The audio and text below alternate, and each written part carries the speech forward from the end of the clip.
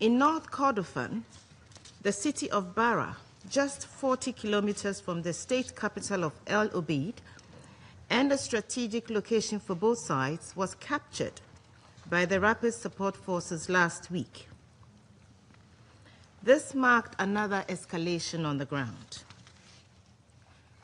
Drone strikes by both parties are also affecting new territories and new targets. These include Blue Nile, Khartoum, Sennar, South Kordofan, and West Darfur, suggesting that the territorial scope of the conflict is broadening. Following the announcement of its reopening, the airport in Khartoum quickly became the target of a barrage of drone attacks. This showed that control of the city remains contested and that no part of Sudan is beyond reach. The implications of these drone strikes are clear: mounting civilian casualties, increased humanitarian and protection needs, and the continued erosion of essential infrastructure and livelihoods. Mr. President, shifting military dynamics continue to shape the course of the conflict. The human cost is profound. The risk of mass atrocities, ethnically targeted violence, and further violations of international humanitarian law, including sexual violence, remains alarmingly high across the country, and particularly in Al-Fasher. The situation is simply horrifying. In the past week, the UN Human Rights Office has documented widespread and serious human rights violations in and around Al-Fasher. These include credible reports of mass killings in various locations and summary executions during house-to-house searches and as civilians have tried to flee the city. Communications have been cut off. The situation is chaotic. In this context, it is difficult to estimate the number of civilians killed. Despite commitments to protect civilians, the reality is that no one is safe in Al-Fasher. There is no safe passage for civilians to leave the city. There are also reports of large-scale atrocities perpetrated by the Rapid Support Forces in Bara, in North Kordofan, following the recent capture of the city. These included reprisals against so-called collaborators, which are often ethnically motivated. At least 50 civilians have been killed over the past few days in Bara, both during fighting and as a result of summary executions. This allegedly includes the summary execution of 5 Red Crescent volunteers. The United Nations will continue to call for all those with influence to act now to prevent further violations and atrocities. Efforts towards accountability will also continue to be essential to end the cycles of violence. The recent renewal of the UN fact-finding mission's mandate and the ICC verdict in the case of Ali Muhammad Ali Abd al-Rahman signal the international community's continued commitment to justice and accountability in Sudan. Mr. President, this week, the Secretary General once again renewed his call for an immediate cessation of hostilities. It is high time to take the first step towards lasting peace for the Sudanese people. The parties must return to the negotiating table in good faith. They must pursue a sustainable resolution to the conflict. An immediate end to the fighting and sustained dialogue are needed to reverse Sudan's spiraling descent into de facto fragmentation. The Secretary General has also been unequivocal in his call for external interference in Sudan's conflict to stop. External support is enabling the conflict. Weapons and fighters continue to flow into Sudan, further contributing to the already desperate situation. Mr. President, given the deteriorating situation on the ground, Personal Envoy Lamamra has invited both parties to separately enter into technical talks with the United Nations focused on de-escalation and the protection of civilians.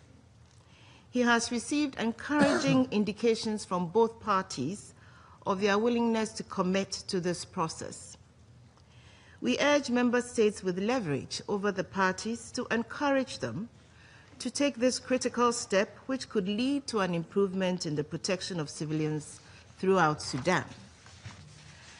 Mr. President, coordination among Sudan's international partners is essential to maximize our collective efforts to end this war.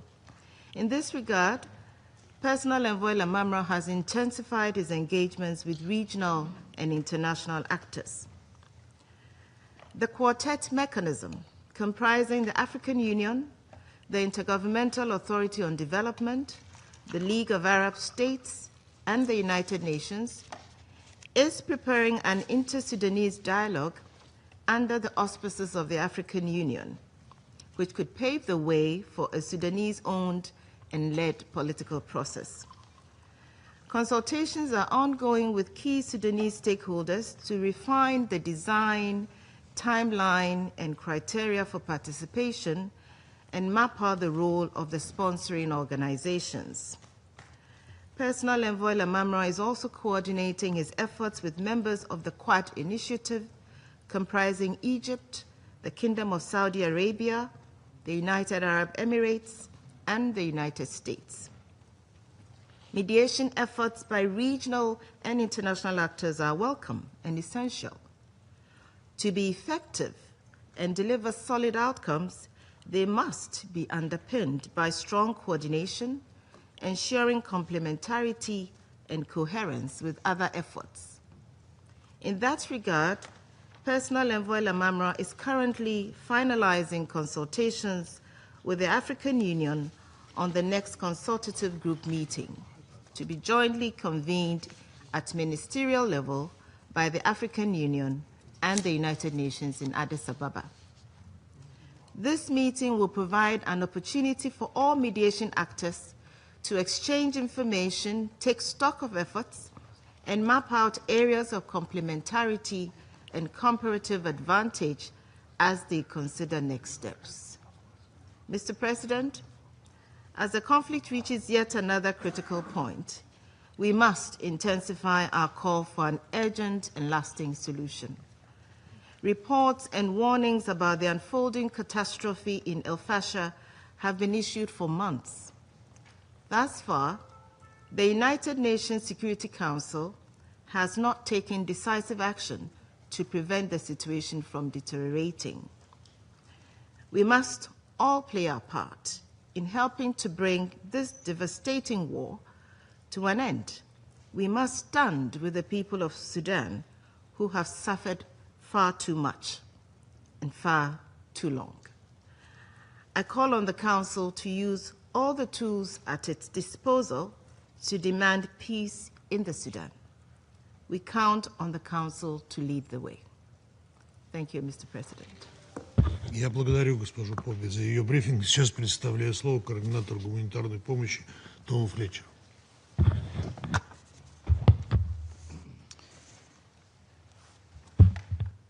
Mr. President, as you have heard, Al-Fasher, already the scene of catastrophic levels of human suffering, has descended into an even darker hell, with credible reports of widespread executions after Rapid Support Forces fighters entered the city. Can anyone here say that we did not know this was coming? We cannot hear the screams, but as we sit here today, the horror is continuing. Women and girls are being raped, people mutilated and killed with utter impunity. And let us be clear that a full 16 months after the adoption of Resolution 2736, the victims will not know of the noble commitments on that page, nor hear our statements today about how much we care. Yesterday, almost 500 patients and their companions in the Saudi maternity hospital were reportedly killed. The latest of countless attacks on healthcare, and yet another example of the depravity with which this war has been fought. Tens of thousands of terrified, starving civilians have fled or are on the move, with most moving on foot towards Tawila, to the southwest. And Tawila is already hosting hundreds of thousands of people displaced by previous attacks. Those able to flee, the vast majority women, children, the elderly, face extortion, rape, violence on the perilous journey. Young men have been abducted or killed on the road, large numbers of people prevented from leaving the area. Now, as the Council knows, we've been pressing since July for a humanitarian pause in Al-Fasher to enable the safe movement of our life-saving convoys of food and medicines to those who need them. We have been blocked by the RSF as the siege and attacks against civilians have intensified. I pay tribute to the humanitarian organizations and host communities in Tawila who are supporting the exhausted, traumatized, malnourished, and injured while preparing for more to arrive. And across Sudan, and despite the massive threats, cuts, constraints to our work, to which I will turn later, the humanitarian community has reached 13.5 million people between January and August across the country. We have UN and international NGO staff on the ground in Darfur, working alongside local partners, providing emergency healthcare support, treating malnourished children, distributing food, and battling cholera and other diseases. This week, I released $20 million from the Central Emergency Response Fund to scale up support in Tawila and across Darfur and the Kordofans. This complements allocations from our Sudan Humanitarian Fund, focusing on NGO partners, and most importantly, the local responders who remain at the forefront of our efforts. Mr. President, the killing has not been limited to Darfur. We have seen deadly drone strikes on markets in Kabkabia and Sarafomra, areas understood to be under RSF control. Fierce fighting in North Kordofan state is driving new waves of displacement and endangering the humanitarian response, including around the state capital, El Obeid. On Tuesday, our colleagues at the International Federation of the Red Cross and Red Crescent Societies shared the appalling news that 5 Sudanese Red Crescent volunteers were killed while supporting food distribution in Bara in North Kordofan the previous day, and 3 remain missing. A drone strike in Mazrub, also in North Kordofan, on 17th of October, killed a large number of civilians, including a prominent tribal leader and other members of his group. In South Kordofan, Kadugli and Dilling have remained largely cut off from support, despite the repeated assurances that I have been given on humanitarian flights and humanitarian hubs. Yesterday, however, we received good news. A joint UN convoy reached both towns with food, health, nutrition, hygiene supplies, as well as basic household items. This follows a key UNICEF convoy into the area in August, and so we now need to build on this by establishing regular access. Mr. President, the Sudan crisis is at its core a failure of protection and our responsibility to uphold international law. Sexual violence against women and girls is systematic. Deadly attacks against humanitarian workers are normalized. Atrocities are committed with unashamed expectation of impunity, driven by complete disregard of the most fundamental obligations of international humanitarian law. Sudan's children face particular risks. Countless children are forcibly recruited to kill each other. Nearly 1 in 5 civilians killed in Al-Fasher this month were children. Around 90% of children across Sudan lack access to formal education, 90%. The war has reversed almost 40 years of progress on child immunization, putting millions of children at tremendous risk of preventable diseases. The world has failed an entire generation. This is also a crisis of hunger, with famine confirmed and severe food insecurity across all areas in which fighting has been most intense and access most challenging. 3/4 of women-headed households are food insecure. More than 24 million people, over 40%, lack food to eat. Our teams in Tawila are seeing traumatized people arriving, showing shocking signs of malnutrition. Meanwhile, Mr. President, the regional contagion continues to grow. with more than 4 million people having sought safety and humanitarian help in neighboring countries. In Chad and the Central African Republic, humanitarian organizations are preparing for new, large-scale movements into already overwhelmed camps and host communities. Mr. President, I applaud the work of the Quad and of US Special Envoy Boulos to end this conflict. We urge the Council to build on that effort with tangible results. Making peace will take patient, sustained effort. I also implore this Council and Member States for support in 3 areas. First, immediate and robust action to stop the atrocities against civilians. Stop arming this violence. Insist that stopping this conflict is more important than any narrow political or commercial interest. Those who want to leave Al-Fasher must be able to do so safely. Those who remain must be protected. There must be accountability for those carrying out the killing and the sexual violence, for those giving the orders, and those providing the weapons should consider their responsibilities. Just an hour ago, I spoke to the senior representative of the Tassis coalition, who informed me that the RSF has launched an investigation into ongoing violations and that arrests have been made. He also assured me of their commitment to protection of civilians. It remains difficult for now to identify this commitment amidst the appalling news that continues to come out of North Darfur. Our second ask is, of course, full and unimpeded humanitarian access in Al-Fasher, across Darfur, Khartoum, Kordofan, everywhere in Sudan. We are doing all we can to scale up and deliver around Al-Fasher, but we need security guarantees to do that effectively. On access, I have to admit to you that after almost a year in this job, including visiting Sudan in my first week, I have found the limits of my ability and the UN's authority to get this done, to get this access that we need. Humanitarians simply asking that we be allowed to do our jobs and save lives is not working. So you must demand that we are able to operate everywhere, including by deploying our national and international staff into areas of greatest need. We ask you to use your muscle to create genuine pressure to ensure this, and then hold us to account for delivering. We must, and we will, better arm you with the facts on where we are being blocked and by whom. In this context, I am furious that the World Food Programme's country director and emergency coordinator have been expelled by the Sudanese authorities without explanation. The third ask, funding. As we enter the final quarter of the year, 74% of our 2025 response plan is unfunded. Support for the regional refugee response plan is even lower. And the impact is, I'm afraid, increasingly stark.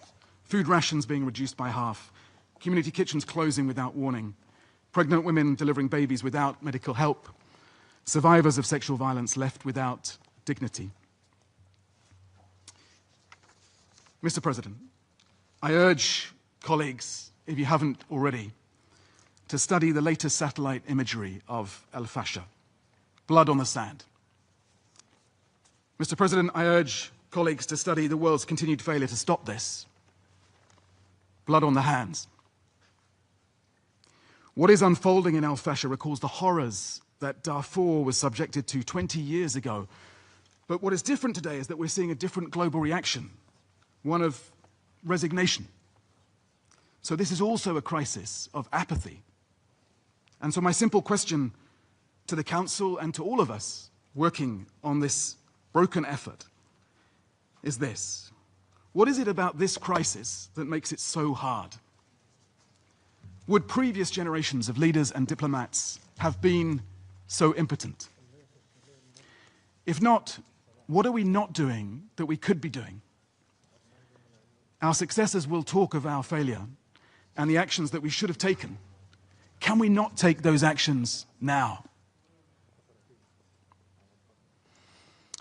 Can we act with vigor, courage, honesty, collective purpose? Is this really too hard for us? If not, Where is our diplomacy? Where are our values? Where is our charter? And where is our conscience? We once pledged to save succeeding generations from the scourge of war, to reaffirm faith in fundamental human rights, in the dignity and worth of the human person, in the equal rights of men and women, and of nations large and small, and to establish conditions under which justice and international law can be maintained. Please, can we now place those pledges on the road to Al-Fasher as an apology, as a rebuke, as a challenge, and as a promise? Thank you, Mr. President. Я благодарю Тома Флетчера за его брифинг. Сейчас я предоставляю слово членам Совета, желающим выступить с заявлением. Я предоставляю слово представителю Алжира.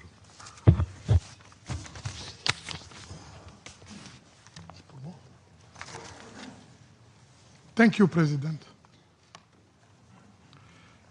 I have the honor to deliver this statement on behalf of the A3 plus members, namely Guyana, Sierra Leone, Somalia, and my own country, Algeria.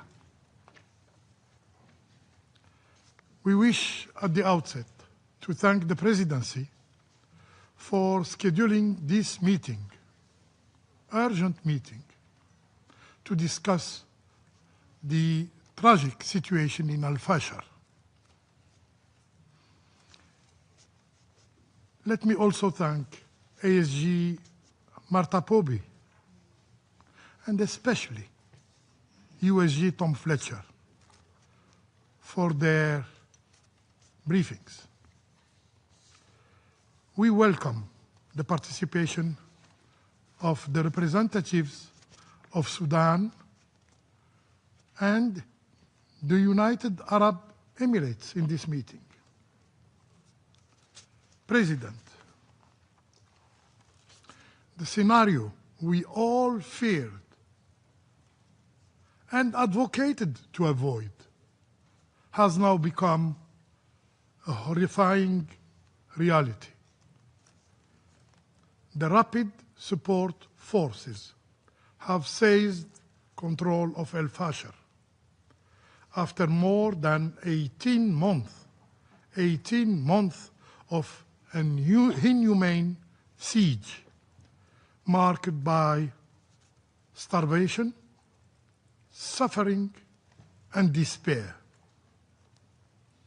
This deeply worrying development is a brazen defiance of this Council Resolution 2736 that demanded last year the lifting of the siege on Al-Fasher by the RSF. It represents also a dangerous step toward the fragmentation of Sudan. And if only the suffering ended there,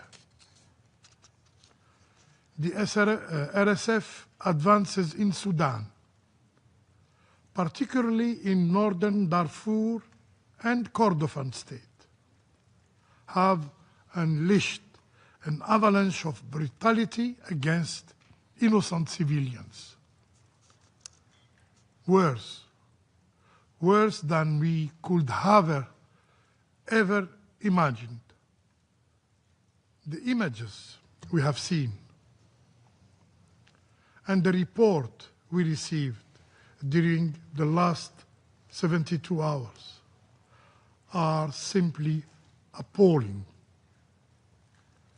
We have seen a powerless mother clutching her child, waiting for two merciless RSF armed members to take her life and the life of her little one.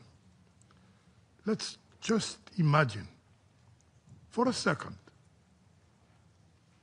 the pain of this innocent and helpless mother.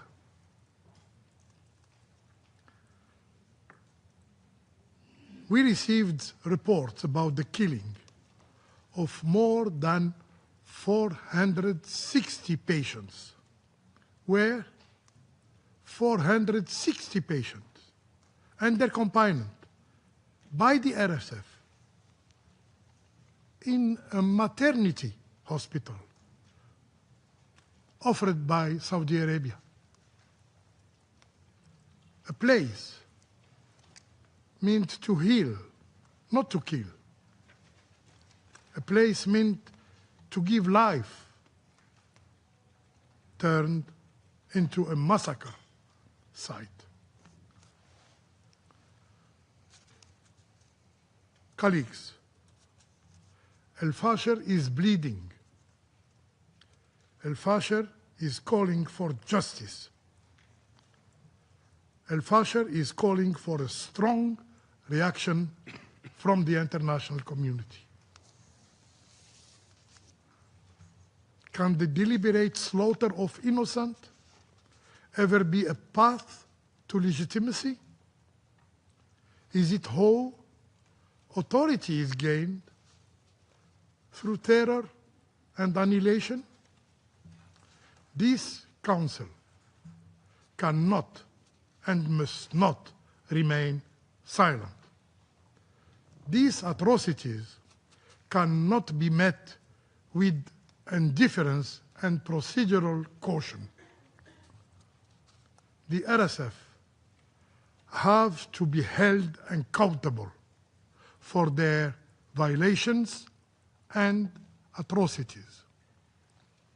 Accountability is a strong deterrent, and this very Council must ensure that the RSF does not continue to kill and brutalize innocent civilians with impunity.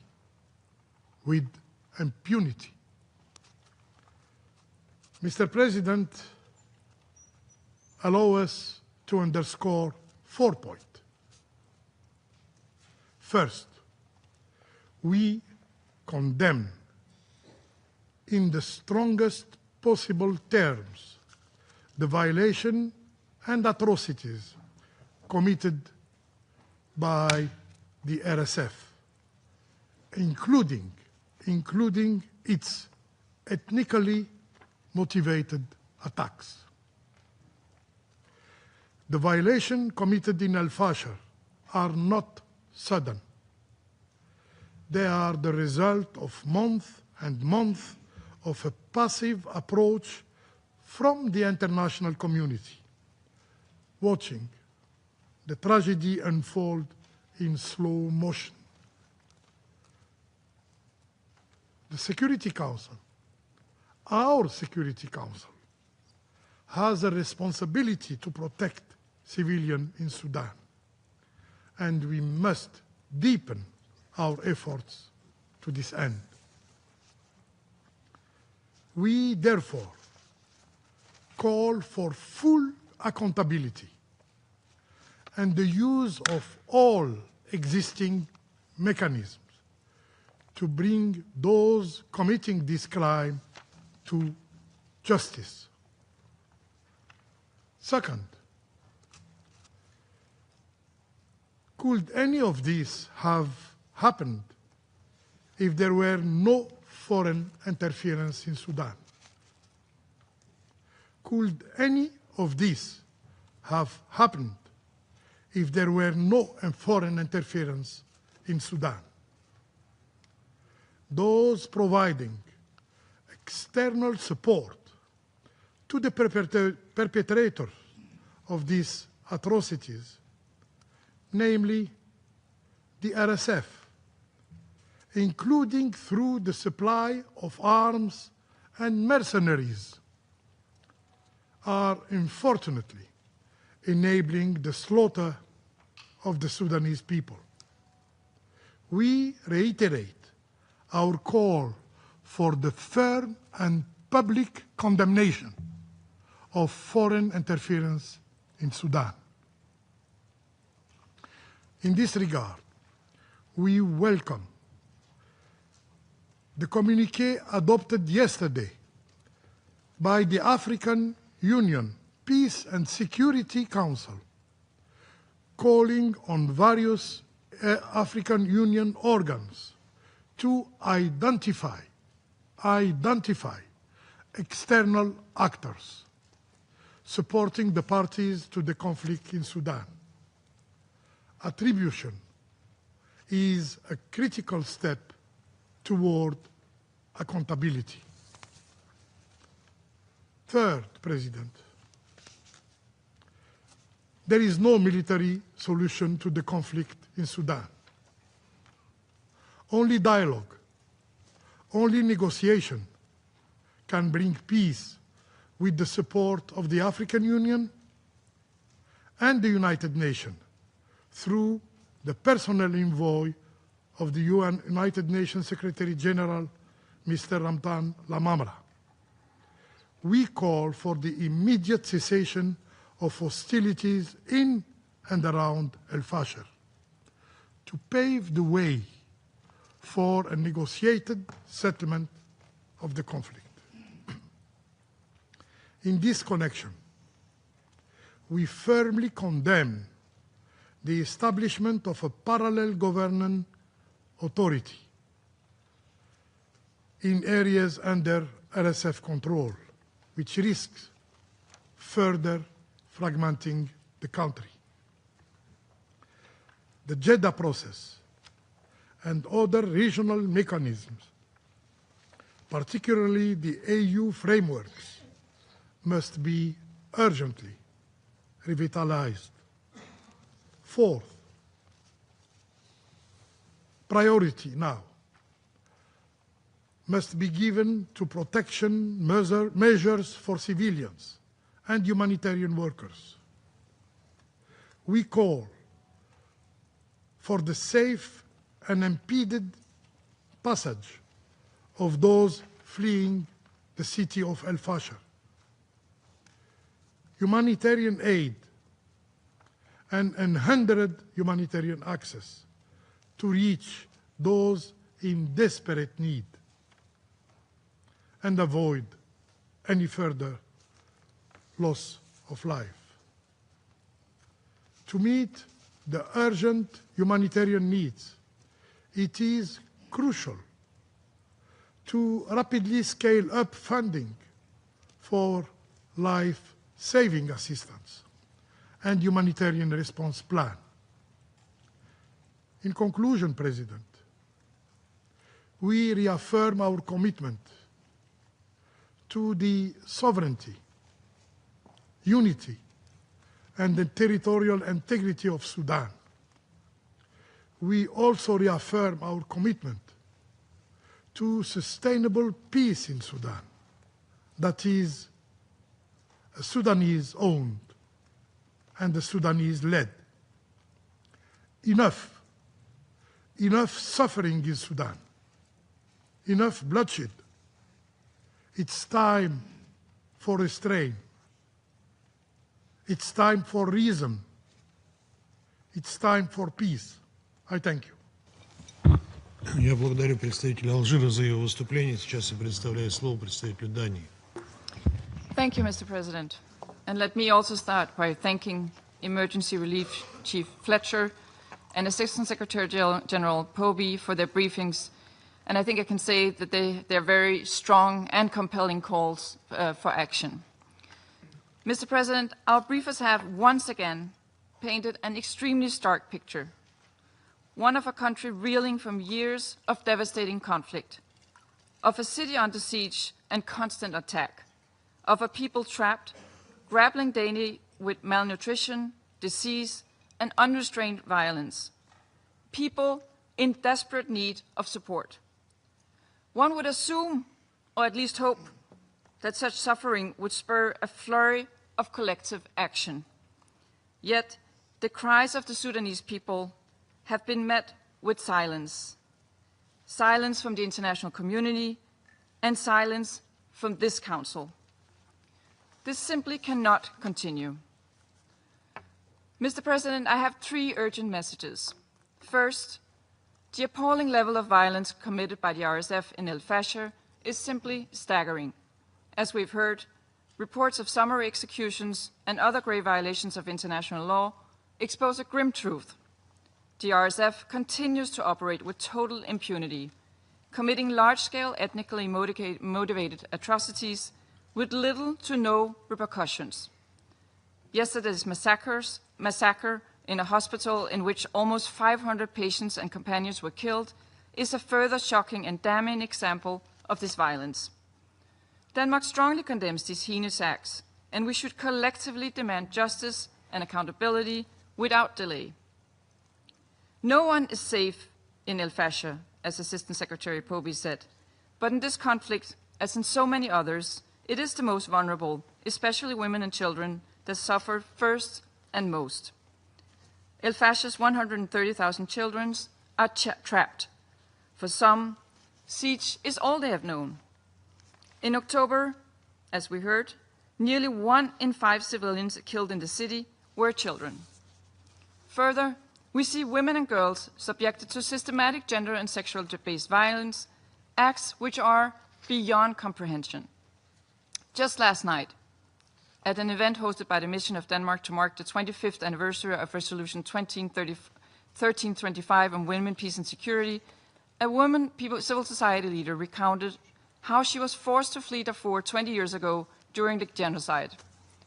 Today, 20 years later, we hear the same stories of unimaginable pain, but we do not see the same international reaction as USG Fletcher also alluded to.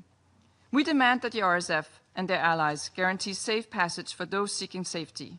We demand full respect for international law and compliance with Resolution 2736. Second, the warring parties must ensure rapid, safe, unhindered, and sustained humanitarian access for all civilians in their areas of control. This is not an option, it is an obligation. Since the war began, innocent humanitarian workers have been killed while attempting to save the lives of innocent civilians. Denmark pays tribute to these workers and to all those who continue to work under impossibly difficult conditions. We demand that all parties cease the dangerous manipulation of humanitarian aid and that they cooperate fully with the UN and its partners. In this regard, we deeply deplore that officials from WFP Sudan have been declared persona non grata and urge a reversal of that decision. We further reiterate the urgent need to retain and expand cross-border and cross-line access for humanitarian aid into Sudan. The protection of civilians and humanitarian access must never be politicized or used as a bargaining chip, nor should they hinge on achieving a political solution. Third, Mr. President, Denmark calls for an immediate and unconditional ceasefire. This is needed urgently throughout Sudan. However, we need more than a ceasefire. We need genuine efforts to end the conflict. Current mediation efforts must come together and bring the parties to the table, ultimately leading to an inclusive, civilian-led transition free from coercion of armed actors. In this regard, we underline the need to preserve Sudan's sovereignty, unity, and territorial integrity. Denmark supports efforts by the Quad, led by the United States, and as laid out in the statement of 12 September, which was reaffirmed last week. However, no mediation effort would succeed unless external interference through supply of arms and military equipment ceases immediately. We recall that all UN member states have a binding obligations to comply with this Council's arms embargo on Darfur. The full panel of experts must be appointed urgently to effectively execute its mandate. Mr. President, in closing, this conflict has devastated Sudanese society for far too long. It has destroyed too many lives and too many futures. It is a clear and blatant threat to regional stability.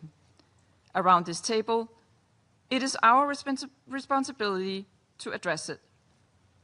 Denmark believes that it is long past time that this Council come together to collectively and forcefully demand an end to this war. We are pleased that just a few minutes ago, the Council was able to agree to a press statement condemning the reported atrocities and calling on all parties to allow safe and unhindered humanitarian access. But we need to go much further than that. Now is the time to work on a substantial contribution from the Council, to take concrete action to bring peace to Sudan. We stand ready to engage constructively with all Council members towards this urgent goal. I thank you. Я благодарю представителя Дании за ее выступление. И сейчас предоставляю слово представителю Соединенного Королевства. Thank you, President. I thank ASG Poby and USG Fletcher for their powerful briefing today. The United Kingdom called for this meeting to be brought forward to today alongside Algeria, Sierra Leone, Somalia, Guyana, and Denmark, because we are gravely concerned by the intensifying violence in Al-Fasher and its devastating consequences for the civilian population. So I'll make 3 points. First, we call on the Rapid Support Forces to adhere fully to their obligations under international law to protect civilians.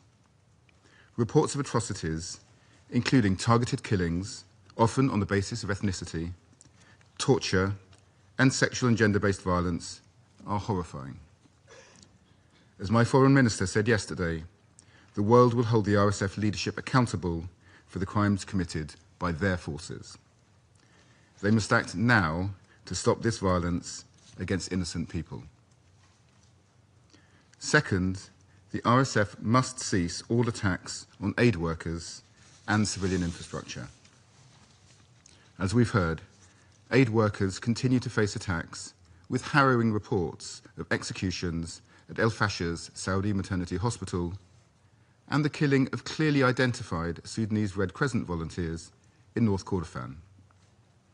If verified, such deliberate targeting of humanitarian personnel could constitute a grave violation of international humanitarian law. We urge the parties to cooperate fully with the UN and other humanitarian actors, lift movement restrictions, and provide security guarantees to allow unhindered access into and around Al-Fasher. Civilians must be able to leave the city safely and access life-saving aid without obstruction. We also call on the Sudanese armed forces to ensure the Adre border crossing remains open, to allow civilians safe passage and facilitate the delivery of humanitarian aid. Finally, there is no military solution to this conflict. Continued fighting will only deepen the crisis and prolong suffering. The RSF and SAF must halt the fighting, implement a humanitarian pause, and return to the political process. We urge all member states with influence over the parties to press for restraint and support efforts to bring them back to dialogue. The United Kingdom continues to support efforts by regional and international partners, including the Quad, to secure a ceasefire and advance a credible path towards peace. We urge all parties to engage constructively with these processes and prioritise the needs of the Sudanese people. The Council needs to send a strong and unified message that reflects our shared concern and resolve. And in this regard, I welcome agreement on a Council statement this morning. The suffering across Sudan must end. I thank you. Я благодарю представителя Соединенного Королевства за его выступление. Сейчас предоставляю слово представителю Словении. Thank you, Mr. President. I also want to thank today's briefers. Their testimonies confirm what we have all feared and what humanitarian voices have been warning us for almost 2 years. Yes, we were afraid that this was happening. What began as a siege over 500 days ago has become a massacre. Once a fragile haven for hundreds of thousands, Al-Fasher is now the epicenter of Sudan's agony. A city starved, silenced, and brutally assaulted, facing famine-like conditions, a collapsed health system, and no safe way out. I make 3 points. First, Slovenia strongly, in the strongest terms, condemns the reported atrocities committed by RSF in Al-Fasher and Bara city. This is not the chaos of battle, but the deliberate targeting of life itself. Summary executions of civilians, people attacked solely for their ethnicity, and hospitals turned into killing grounds. The assault on the Saudi maternity hospital, where hundreds were reportedly killed, stands as a horrific symbol of this moral collapse. This is outrageous. We are witnessing a rerun of Darfur 2005. And we agree with briefers that a robust action is needed. The Security Council has to react decisively and firmly to these atrocities. Even in war, there are rules. International humanitarian law must be upheld by all and at all times. Civilians must be granted safe passage out of al-Fasher, and humanitarian assistance must reach those whose survival now hangs by a thread. Second, this war is not self-sustaining. It is fueled from beyond Sudan's borders by the continuous flow of weapons, resources, and support. We urge, no, we demand from all states of this organization to refrain from any action that prolongs the violence and to uphold this Council's arms embargo. We call on states with direct influence, regional or international, to press for an immediate end to massacres in al-Fasher, for cessation of hostilities, for safe and unhindered humanitarian access to all areas, including to Tavila, and to bring the parties to dialogue. Slovenia supports all meaningful efforts towards peace. We stand behind regional and international mediation efforts, including those led by AU and the Secretary General's personal envoy. We place renewed hope in Quad efforts. We urge the Sudanese armed forces and rapid support forces to choose dialogue over destruction. And let us repeat, there is no military solution to this conflict. After more than 900 days of war, further delay is indefensible. Third, accountability cannot be an afterthought. There can be no peace without accountability, and no true ceasefire that ignores the crimes we are witnessing in al-Fasher these days. The weaponization of starvation, the use of sexual violence as a tool of war, and the targeting of individuals based on ethnicity are deliberate crimes. Those who commit, those who command, and those who arm and enable such atrocities must face justice. Impunity has been the fuel of Sudan's agony. Justice must become its turning point. Mr. President, in conclusion, I wish to take a moment to pay tribute to Sudanese civil society and humanitarian responders. It is difficult to find words that capture the magnitude of their sacrifice. Where international actors have been denied access, local responders, including the emergency response rooms, have become the lifeline of countless communities. Many of those delivering aid in Sudan do so without recognition, without resources, and without protection. Too many have paid the ultimate price, even in recent days. We honor their memory. Their courage must not be met with silence, nor their sacrifice with indifference. Humanitarians must never be targets. I thank you. Я благодарю представителя Словении за его выступление. Сейчас предоставляю слово представителю Франции. Merci, Monsieur le Président. Je remercie tout d'abord Madame la sous-secrétaire générale, Martha Poby, et Monsieur le secrétaire général adjoint, Monsieur Tom Fletcher, pour leur présentation qui nous alerte l'une comme l'autre sur l'aggravation subite de la crise politique et humanitaire que traverse le Soudan et qui appellent à une forte réaction de notre Conseil. Nous venons de l'entendre, la prise d'al-Fasher par les forces de soutien rapide marque une nouvelle étape particulièrement sanglante du conflit qui déchire le Soudan depuis avril 2023. Elle marque la fin d'un long siège ayant provoqué une catastrophe humanitaire depuis près d'un an et demi. La France condamne avec fermeté cette extension et cette intensification de l'offensive des forces de soutien rapide à al-Fasher. L'urgence est la protection des civils.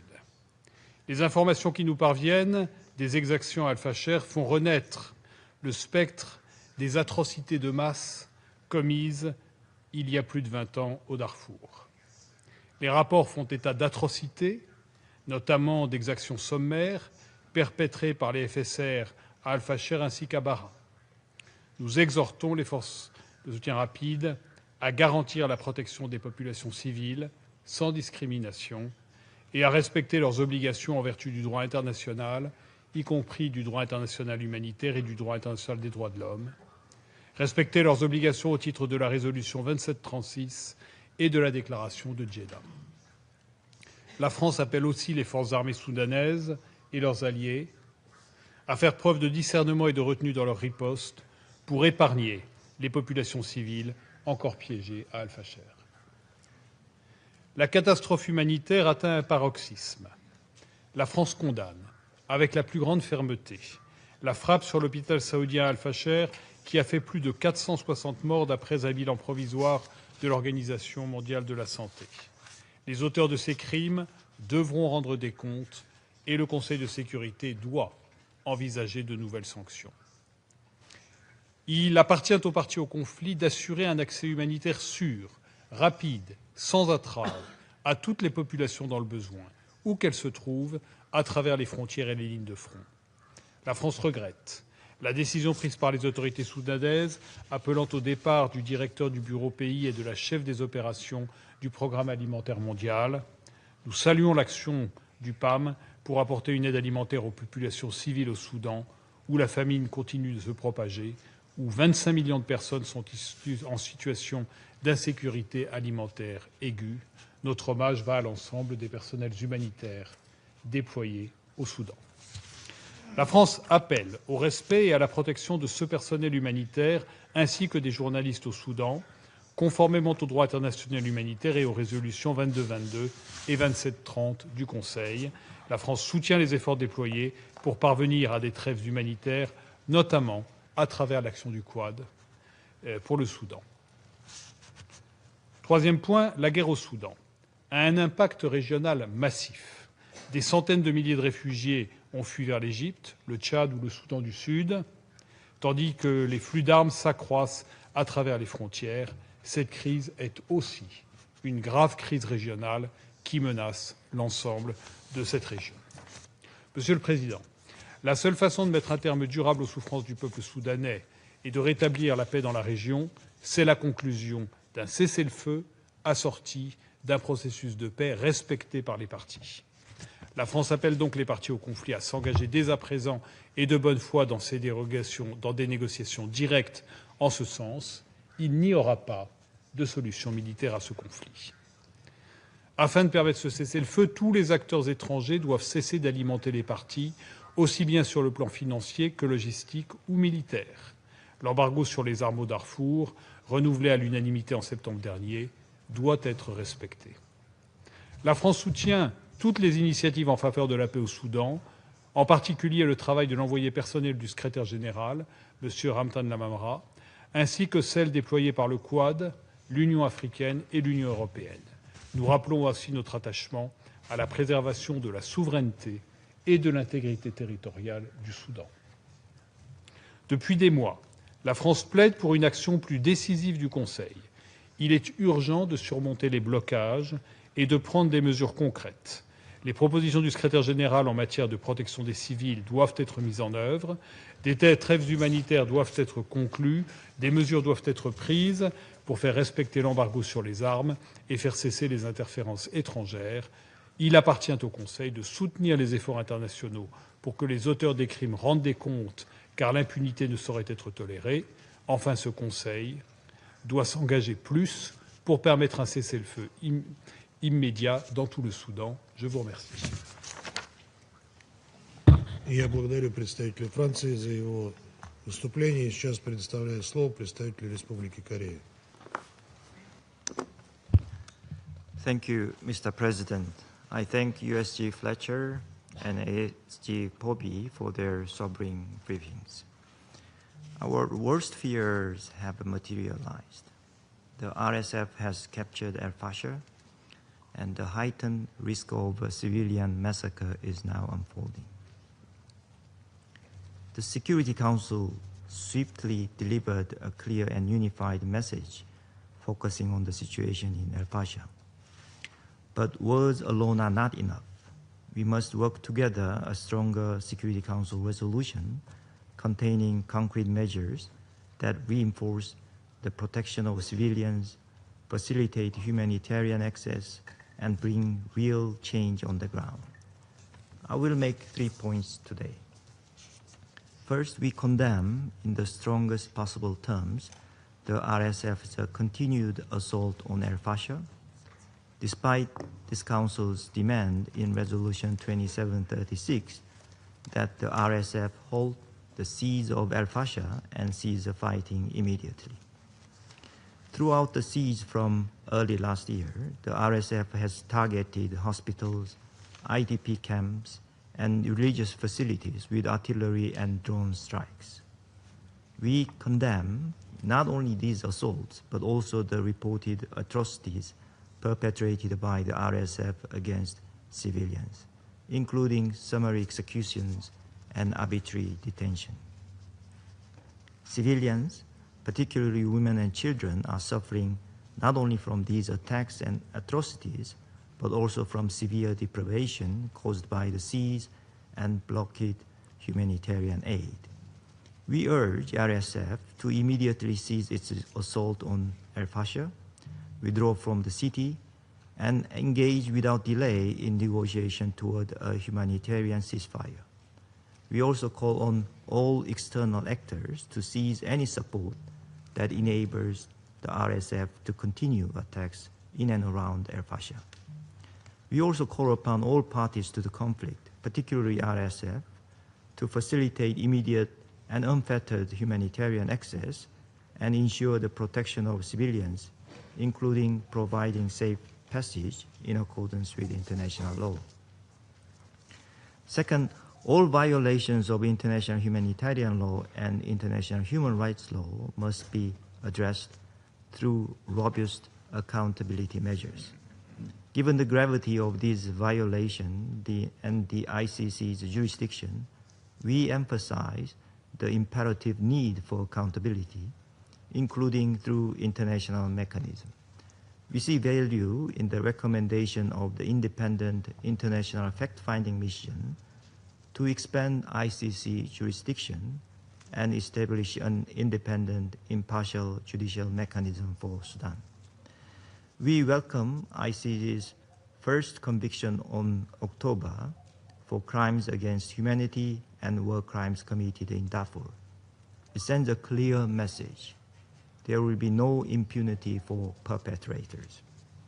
We call upon all parties to the conflict to fully cooperate with the international community in pursuing accountability for remaining wanted individuals and those responsible for violations of international law. Third, while responding to the urgent situation in al-Fasher, we must not lose sight of the broad peace process in Sudan. In this regard, we support the commitment of regional and international actors as expressed in the joint statement by Quad adopted last September. We fully recognize that a Sudanese-owned political transition is essential. However, given Sudan's complex political landscape, regional and international partners must remain engaged in restoring and sustaining peace. The roadmap announced in the Sudan Quad statement, calling for a humanitarian truce leading to a permanent ceasefire and a 9-month transition to a civilian-led government, represent a critical step forward. The Security Council should support and build on this initiative. Let me repeat again that sustainable peace across Sudan can only be achieved through a negotiated settlement. Thank you, Mr. President. Я благодарю представителя Республики Корея за его заявление и предоставляю слово представителю Панамы. Gracias, señora Presidente. Permítame comenzar expresando nuestro agradecimiento a la señora Martha Povey y al señor Tom Fletcher por sus valiosas intervenciones. En ellas nos han descrito con toda claridad la dramática situación en Sudán y su continuo deterioro. Asimismo, reconocemos y apreciamos la presencia de los representantes de Sudán y de Emiratos Árabes Unidos en esta reunión, que nos distinguen con su participación. Panamá desea expresar su profunda solidaridad con el pueblo de Sudán, al igual que su más seria preocupación ante la desgarradora situación que vive la población de al-Fasher en Darfur del Norte. Los informes preliminares que acaban de confirmar las intervenciones de Martha Povey y Tom Fletcher son simplemente estremecedores. La violencia desatada por las fuerzas de apoyo rápido contra personas civiles ha alcanzado niveles de crueldad insoportables. Los intensos bombardeos desde el 26 de octubre han cobrado la vida de al menos 2.000 personas, incluyendo periodistas y personal humanitario que asistían a las víctimas. Panamá condena enérgicamente la masacre sistemática y deliberada contra la población civil, los ataques a pacientes en hospitales, mercados y campamentos de personas refugiadas, al igual que la persistencia de la violencia sexual y de género. Familias enteras han sido asesinadas, comunidades arrasadas y miles de personas viven bajo el miedo, la hambruna y la desesperanza. Esta no es una guerra entre ejércitos, es una guerra contra personas civiles. Nada puede justificar semejante barbarie. Estos actos constituyen crímenes atroces que no pueden ni deben quedar impunes. Panamá observa con alarma los patrones sistemáticos de asesinatos con motivaciones étnicas, la violencia sexual y de género que se están documentando en este conflicto como instrumentos usados para infligir terror a las comunidades. Estos ataques demuestran un desprecio absoluto por las normas más básicas del derecho internacional humanitario y de la civilización. Estas atrocidades forman parte de una estrategia consciente para destruir y desarraigar comunidades enteras. Panamá se une al llamado de la comunidad internacional, que debe ser enérgico por un alto al fuego total, inmediato y sin condiciones, a la vez que insta a todos los gestores externos a detener la injerencia extranjera y cualquier apoyo que sirva para armar o alimentar la capacidad de violencia de los victimarios y de sus atrocidades. Exigimos la apertura inmediata de corredores humanitarios para permitir la evacuación segura, inmediata y digna de quienes buscan escapar del horror, así como el acceso sin restricciones de ayuda humanitaria. Señor presidente, no puede haber paz sin justicia. Es por esto que Panamá exige que se establezcan mecanismos efectivos de justicia y rendición de cuentas contra todos los responsables y contra quienes permiten actos de genocidio y crímenes de guerra. Panamá reconoce y agradece la labor de la Misión Internacional Independiente de Determinación de los Hechos sobre Sudán, cuyo más reciente informe describe con claridad lo que estamos presenciando: una guerra de atrocidades dirigida principalmente contra la población civil. Su trabajo, que merece especial reconocimiento, es esencial para que la verdad prevalezca y para que las víctimas sean escuchadas.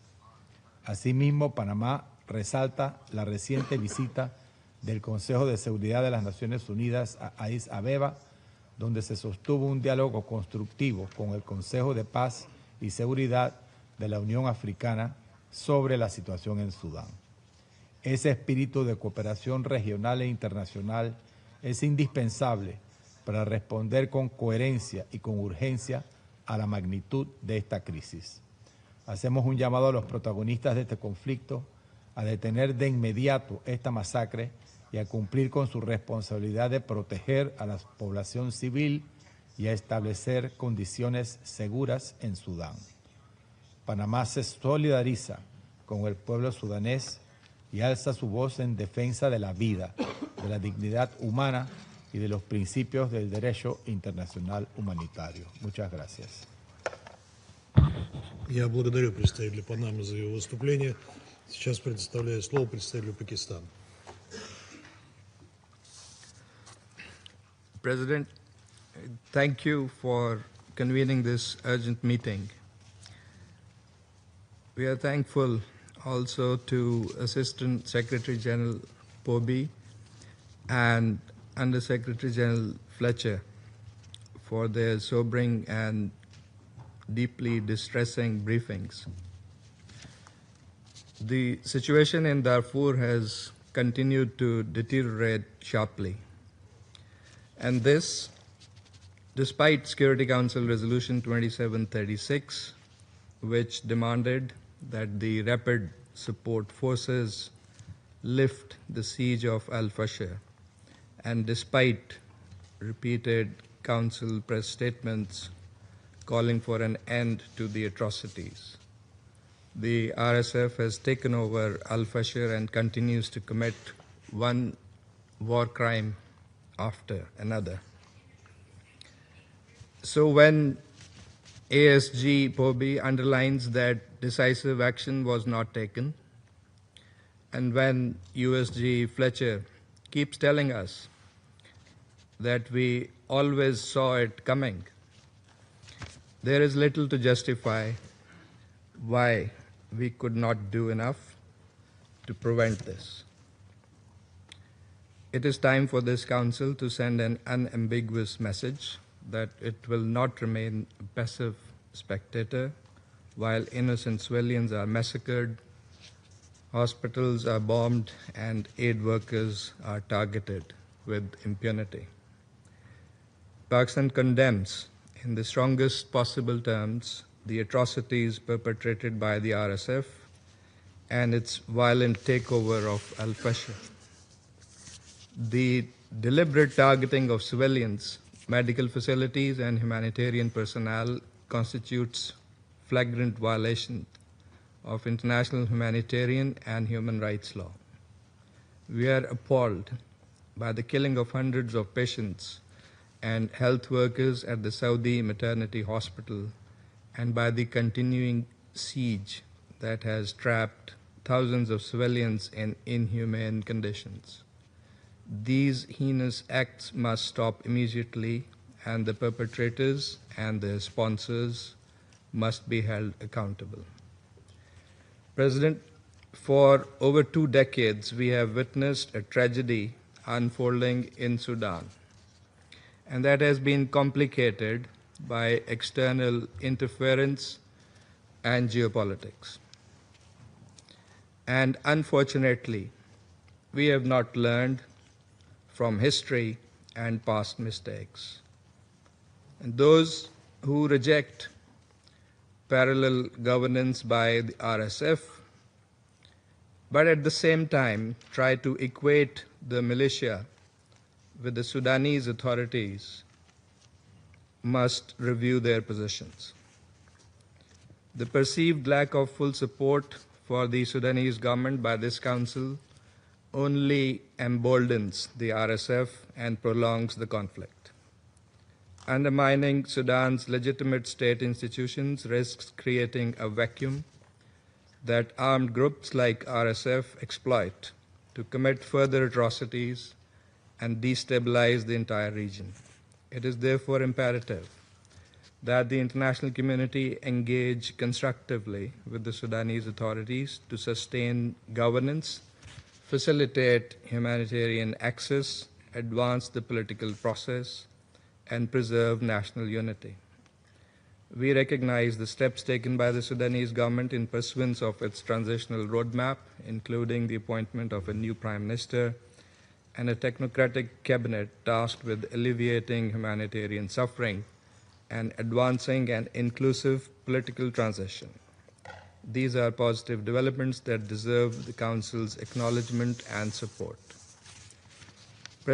Pakistan reaffirms its unwavering commitment to the sovereignty, unity, and territorial integrity of Sudan. We condemn unequivocally the establishment of any so-called parallel governance structures which undermine Sudan's state institutions and risk fragmenting the country. Such illegitimate structures must find no recognition from the international community. And as others have said, there is no military solution to this conflict. The guns must fall silent. External interference must stop. We call for an immediate cessation of hostilities and for renewed engagement in a genuinely Sudanese-led and Sudanese-owned political process, consistent with the spirit of the Jeddah Declaration and commitments to protect the civilians in Sudan. Pakistan will support all efforts, good faith, coordinated, and synergized efforts towards this end. The people of Sudan have endured unimaginable suffering for far too long. They deserve peace, dignity, and hope. The Council must act with unity and resolve to bring about a ceasefire, to protect civilians, and to give the people of Sudan the chance to rebuild their country in peace. I thank you. Я благодарю представителя Пакистана за его выступление. Сейчас предоставляю слово представителю Китая. 主席，我感谢波比助理秘书长、弗莱彻副秘书长所作通报。通报内容发人深省。中方欢迎苏丹常驻代表、阿联酋代表出席今天的会议。近日，苏丹快支部队袭击并占领法希尔，当地局势急转直下。据报道，冲突升级导致10多万平民被困城中，大量民众流离失所，暴力袭击不断上演。中方对此表示严重关切。我谈3点。第一，停火止战止暴是压倒一切的当务之急。安理会第2736号决议明确要求快支部队停止对法希尔的围困，呼吁冲突各方立即停止战斗，保护平民安全。安理会集体意志绝不能被无视，人道主义灾难不应反复上演。中方强烈谴责快支部队袭击平民和破坏医院等民用设施的暴行，要求快支部队立即停止暴力行动，不得逾越国际人道法的红线。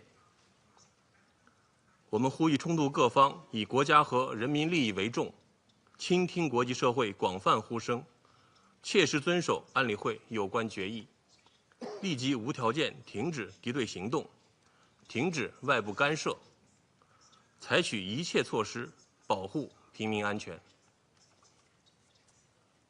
第二，加强人道救援是挽救危局的重要举措。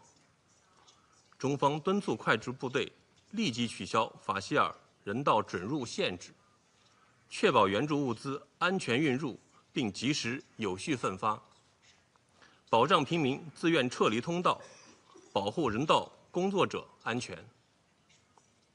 苏丹政府应同联合国人道机构密切配合，加强同现地有关各方协调，确保食品、饮用水、药品等生活必需品供应，全力缓解人道危机。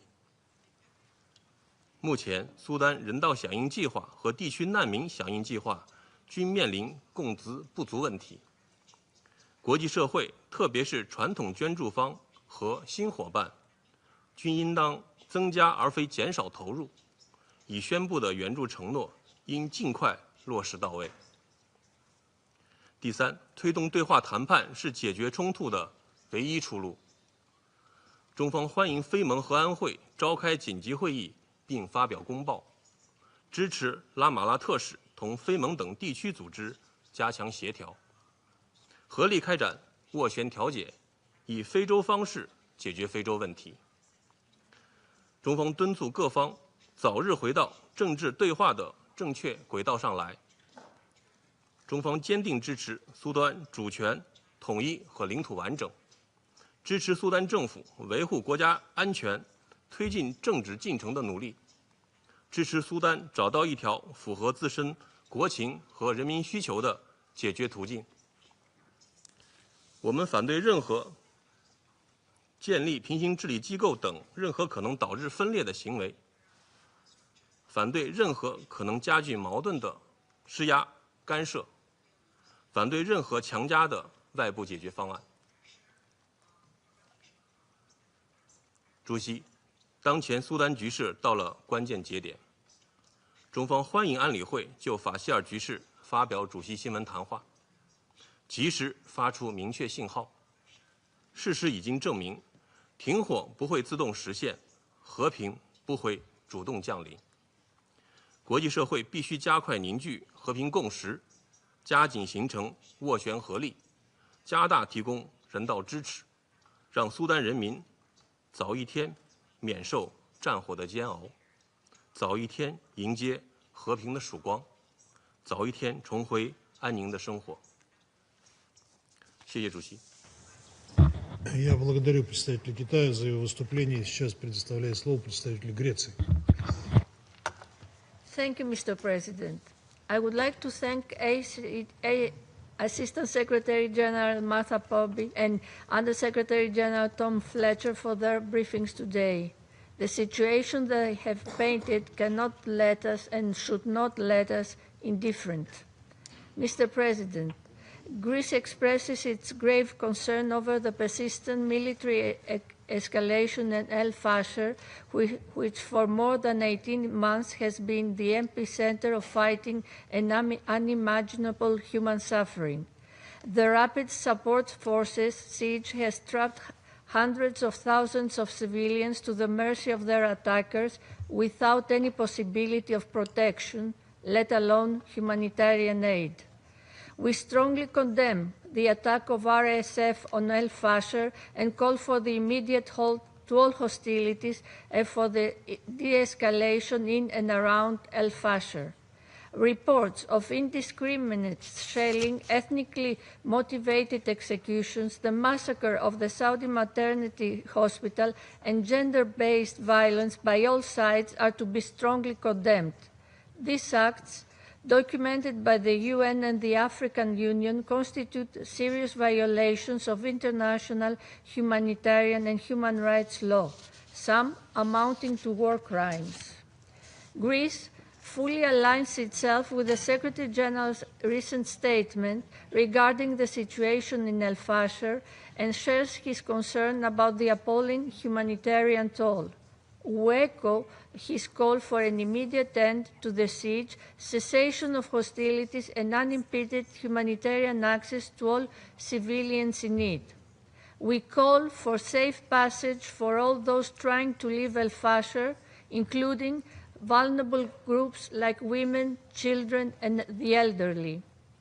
Mr. President, allow me to highlight 2 points. First, the humanitarian situation in Al-Fasher has turned into the gravest crisis in Sudan. Over 10 million people are now displaced in Sudan, while famine and disease threaten those trapped in besieged areas such as Al-Fasher. Greece reiterates the Secretary General's call for safe and rapid delivery of aid and for full respect of international humanitarian law. We strongly support the creation of safe humanitarian corridors under UN and AU coordination in line with the Security Council Resolution 2719. Let me stress that the children are among the most severely affected, as the Under-Secretary General has just described. We demand that all parties refrain from prevent and put an end to any violations against women and children, including recruitment and use, killing and maiming, raping, and other forms of sexual violence. Greece urges all parties to place the protection of civilians at the heart of peace efforts and calls for perpetrators of violations against civilians to be held accountable. Second, accountability is essential for all those responsible for war crimes and crimes against humanity. The UN fact-finding mission has confirmed a consistent pattern of atrocities by all parties: summary executions, sexual violence, forced displacement, and deliberate starvation. Impunity remains a driving force behind Sudan's recurring violence. While domestic judicial initiatives are welcome, they remain insufficient and selective. Greece, therefore, supports complementary international mechanisms capable of ensuring impartial investigations and prosecutions. Mr. President, on the political track, the crisis in Sudan, apart from being a horrifying tragedy, threatens regional stability, including the Sahel, the Horn of Africa, and the Red Sea region, with repercussions we all imagine. We call on all third actors to halt the transfer of weapons and fighters into Sudan and to support the coordinated diplomatic framework of the UN, AU, and IGAD, and the League of Arab States. Only concerted international engagement can prevent further fragmentation of the country. Greece reaffirms its strong support for Sudan's sovereignty, unity, and territorial integrity. We reiterate there is no military solution to this conflict. We urge both the Sudanese armed forces and the rapid support forces to engage without preconditions with the Secretary General's personal envoy, Mr. Lamamra, and to take immediate concrete steps toward a negotiated and lasting ceasefire leading to a credible political process and sustainable peace. Finally, this Council should not refrain from taking further action as necessary and rise to the demands of this crisis. I thank you. Я благодарю представителя Греции за ее выступление. Сейчас предоставляю слово представителю Соединенных Штатов. Thank you, Mr. President. And thank you, Assistant Secretary General Martha Pobe and Undersecretary General Tom Fletcher, for your sobering briefings today. The United States condemns in the strongest terms the horrific violence occurring in Al-Fasher. The situation is both tragic and appalling. We have said this before, and we will say it again. The Rapid Support Forces and allied militias have committed genocide. The RSF has and continues to systematically kill men and boys, even infants, and deliberately target women and children for rape and other forms of brutal sexual violence. These crimes are ethnically motivated. RSF militias are targeting civilians as they flee, killing innocent people escaping conflict, and preventing those who remain from accessing life-saving supplies. The United States condemns these abhorrent atrocities in no uncertain terms. Those responsible should be held accountable, including through sanctions, as noted by the Sudan Sanctions Panel of Experts in its most recent report. The 1591 sanctions regime was established to help bring peace to Darfur, and it is high time the Council update the Sudan sanctions list. The Council must use all tools at its disposal to facilitate peace. The United States calls on Sudan's warring parties to cease hostilities, allow unhindered humanitarian access to all parts of the country, and protect civilians. It is not enough for the RSF to make humanitarian commitments. They must implement them. Mr. President, we also condemn the Sudanese Armed Forces' recent expulsion of World Food Program staff. Colleagues, Ending wars is a priority for President Trump, and the United States remains committed to working with our partners and other stakeholders to resolve the crisis. Together, we are focused on securing an immediate humanitarian truce, halting external support, and advancing a transition to civilian governance. A civilian-led post-conflict governance process is necessary to counter violent extremists, prevent the spread of conflict, and foster meaningful negotiations among the parties in Sudan. Sudan's future governance is for the Sudanese people to decide through a neutral, inclusive, and transparent transition process. I thank you.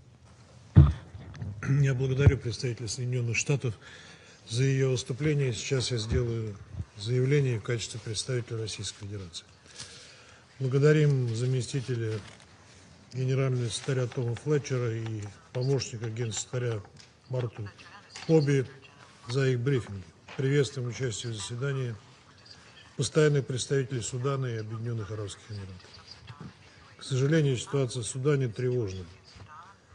Очередной всплеск напряженности связан с установлением мятежными силами быстрого реагирования и связанными с ними отрядами контроля над столицей Северного Дарфура Аль-Фашером. Поступающая оттуда информация о массовых нарушениях прав человека вызывает нашу глубокую озабоченность. Применение насилия в отношении гражданских лиц, тем более на этнической почве, недопустимо и противоречит общепризнанным нормам международного гуманитарного права. Зверства повстанцев в отношении мирного населения города, кадры которых распространяются в сети, ошеломляют. Подобное суданцы уже переживали в Эль-Генейне и Эль-Гизире. После увиденного ни у кого из членов Совета не должно оставаться сомнений в том, какие порядки рискуют установиться в районах, неподконтрольных правительству Судана. Кроме того, в связи с множащимися сообщениями о присутствии в рядах СБР значительного числа иностранных боевиков, в том числе из далеких от Судана регионов, встает вопрос о том, насколько они вообще подотчетны кому-то ни было и управляемы.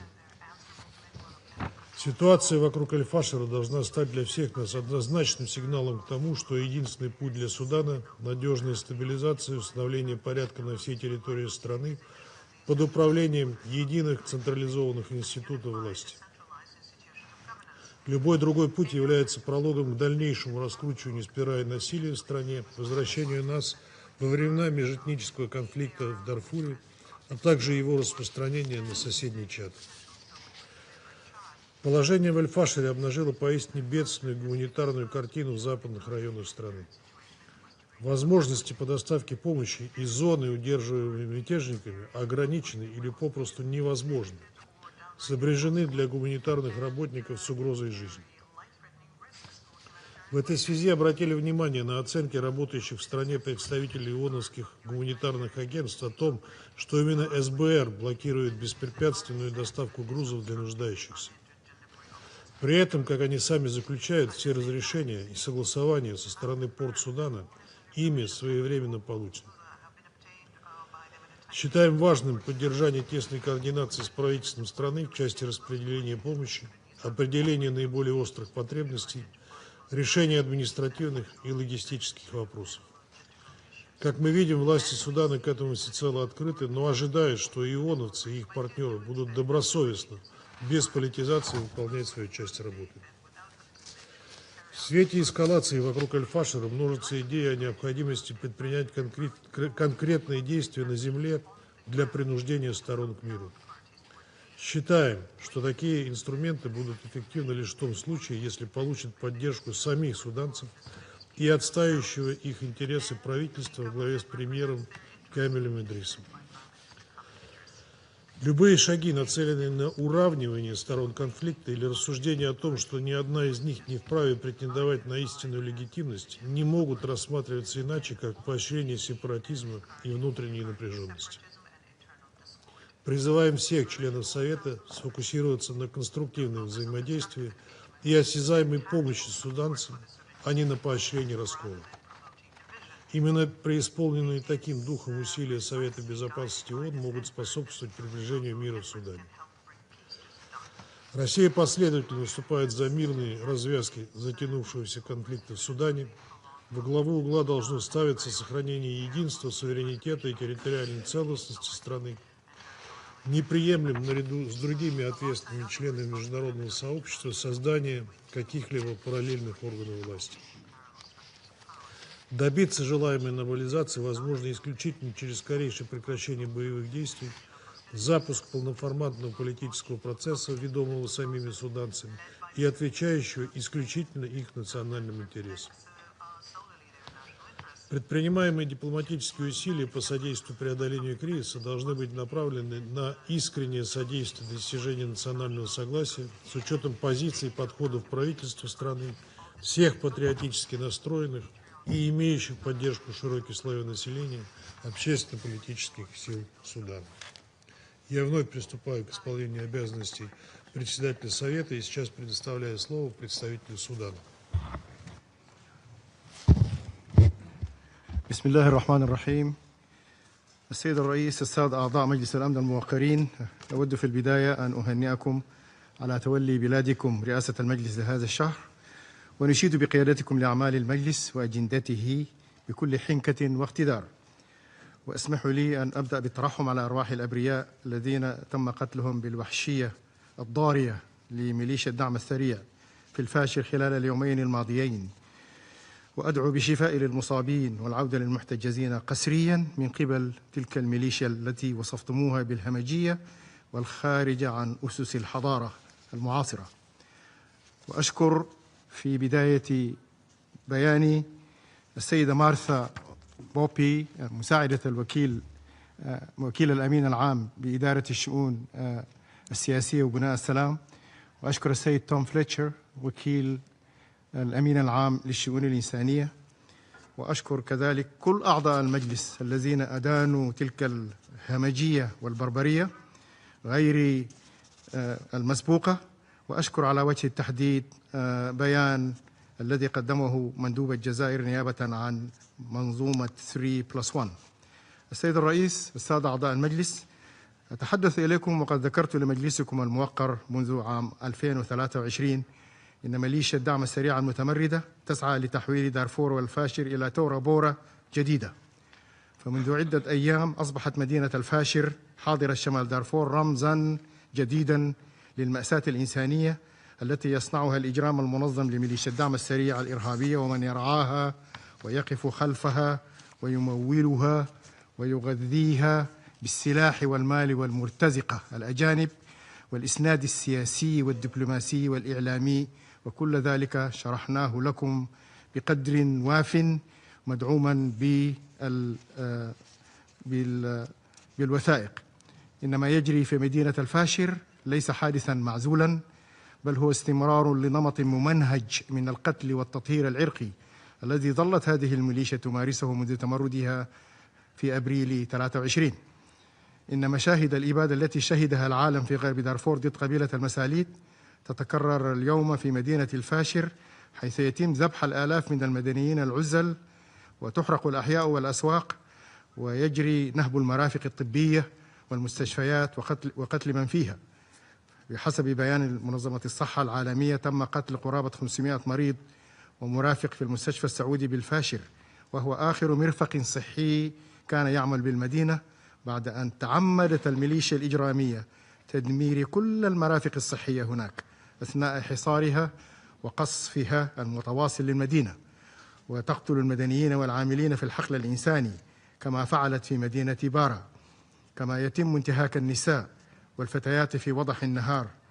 إنما ما تقوم به هذه الميليشيا لم يعد مجرد انتهاك لحقوق الإنسان، بل هو جريمة جديدة ضد الإنسانية وإبادة جماعية ممنهجة بكل المعايير والتوصيف القانوني. ولكي ندرك حجم الكارثة فإن عدد الضحايا في مدينة الفاشر وحدها منذ دخول الميليشيا إليها قبل أيام يفوق ضحايا الهجمات الإرهابية في 21 من فبراير 2003، وهو رقم كفيل بأن يحدث صدمة لدى أي ضمير حي. لم يعد هناك مدنيون في الفاشر، فهم إما أبيدوا عبر هجمات الصواريخ والمسيرات والأسلحة الكيماوية التي استخدمتها الميليشيا المتمردة أو قتلوا خلال وأثناء خروجهم من المدينة طلبا للأمان.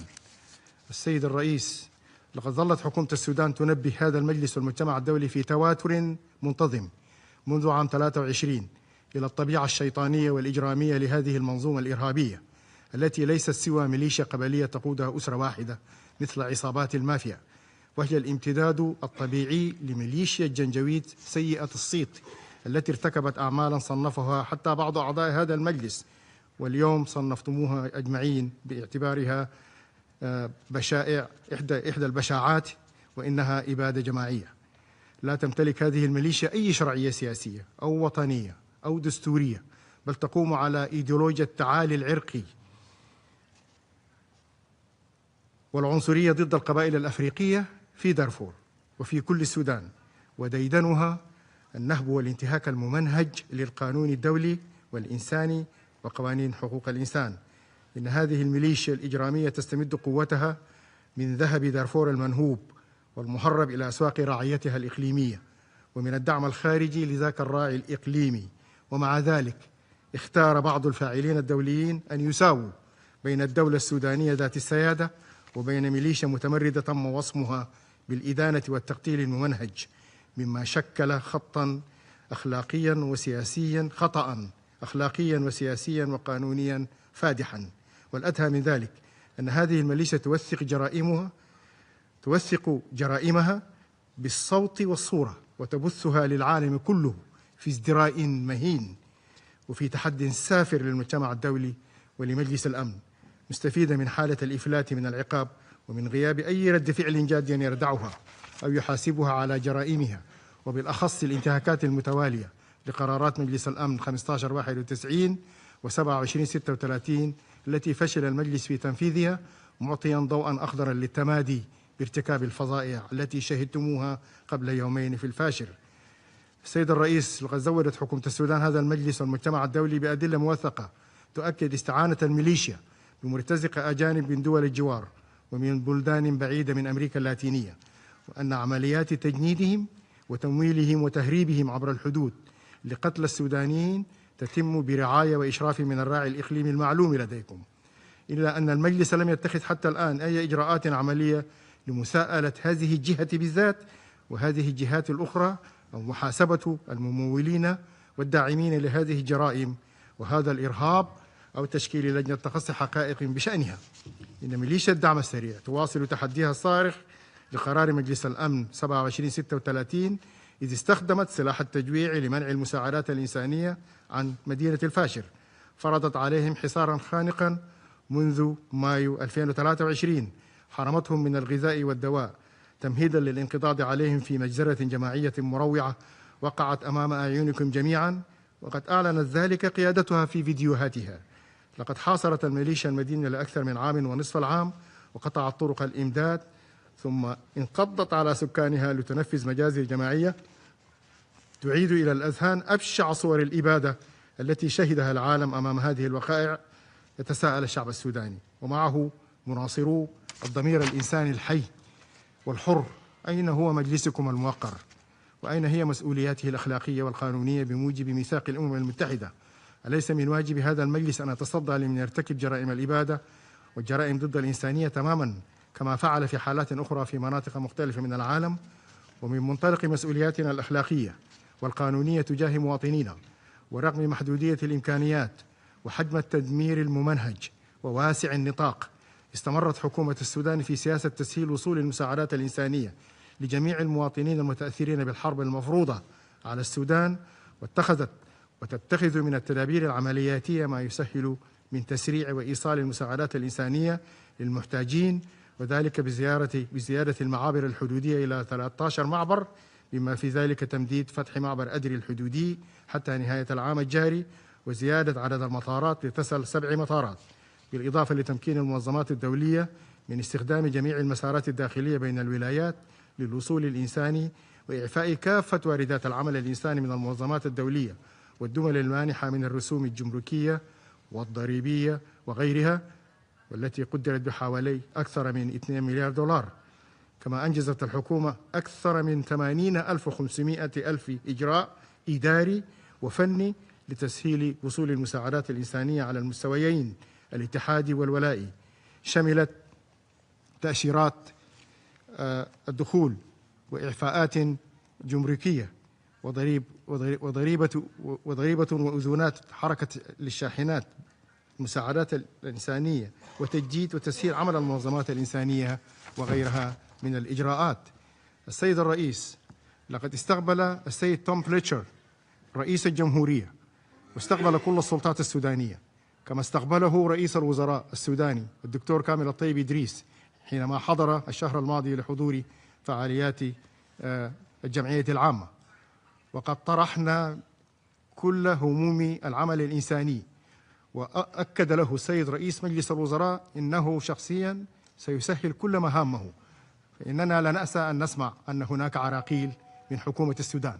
وأما إذا كان المقصود هو ما يثار حول الطلب من مدير مكتب برنامج الغذاء العالمي في السودان ومديرة العمليات بالبرنامج مغادرة السودان، نفيد بأن القرار صدر بعد رصد دقيق للعديد من التجاوزات التي تمس سيادة البلاد وأمنها القومي وتقدح في حيادية المنظمة والمهام الموكلة لها وفقا للتفويض الممنوح لها، ويعد توجيه العديد وبعد توجيه العديد من الإخطارات والتنبيهات بشأن هذه التجاوزات دون جدوى، والتي ناقشها السيد وكيل وزارة الخارجية قبل أسبوعين مع مسؤولي أوشا ومع المدير التنفيذي نائب المدير التنفيذي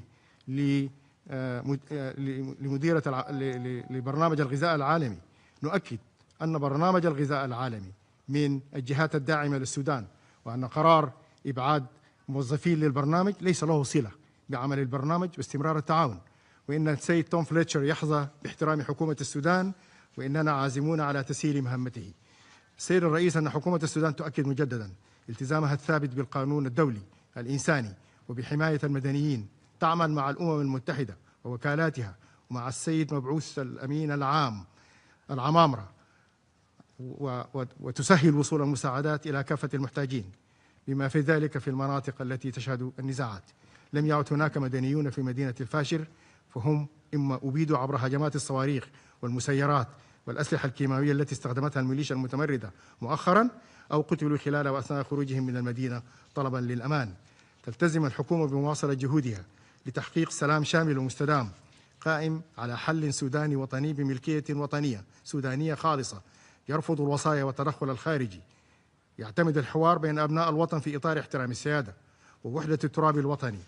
إنه لمن المؤسف حقا أن ميليشيا الدعم السريع ارتكبت هذه الفظائع بينما كان وفدا سودانيا رسميا برئاسة وزير الخارجية يجري مشاورات في العاصمة واشنطن مع الإدارة الأمريكية حول سبل إنهاء الحرب وتحقيق السلام، وأن حكومة السودان تعاونت مع الأمين العام في كل الهدن وكل القرارات، وكانت الدعم السريع هي الطرف المفارق.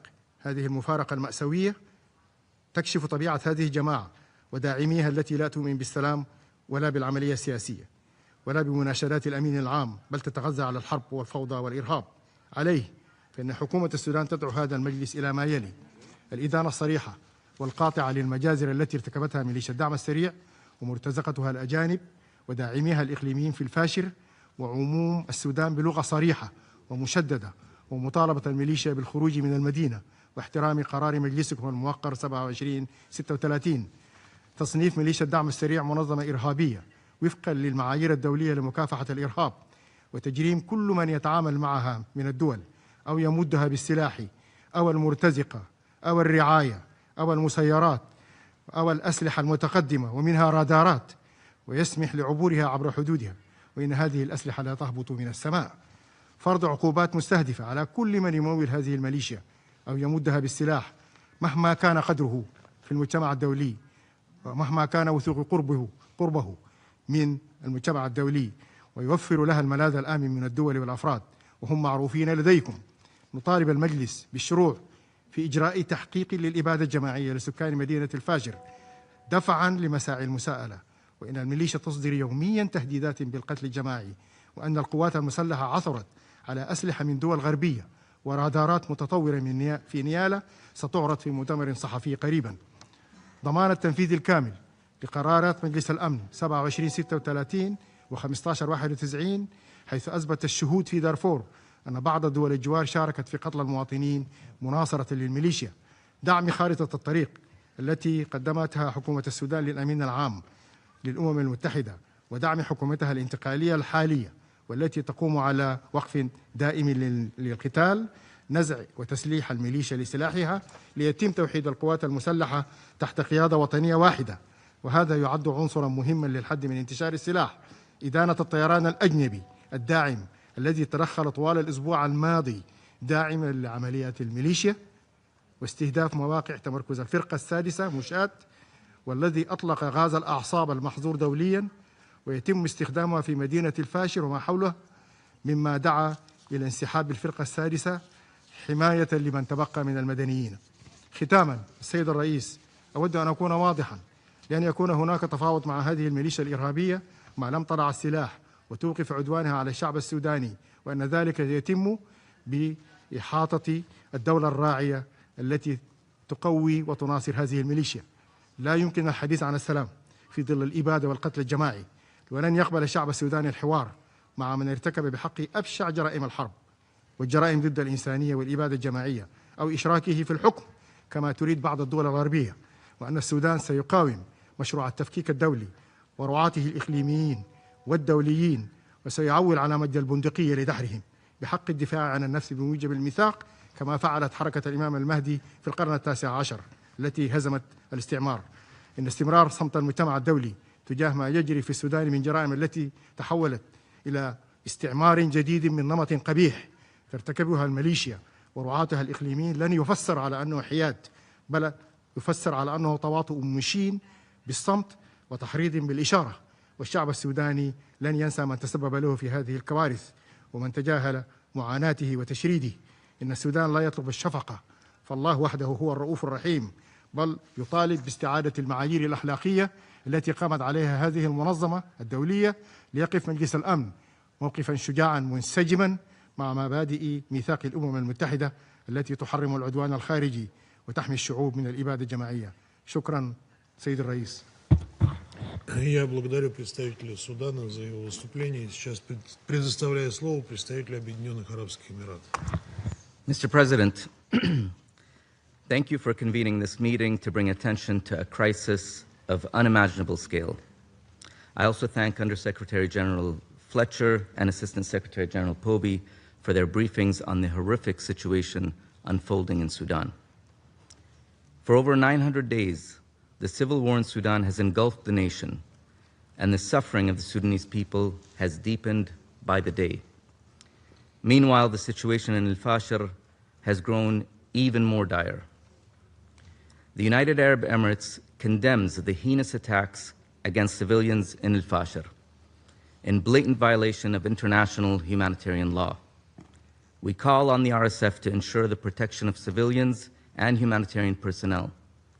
We call on the international community to ensure that all perpetrators of atrocities are held to account. With millions of Sudanese caught in the crosshairs of war, we join the international community's demand that both warring parties, the SAF and the RSF, exercise full restraint and cease all targeting of civilians.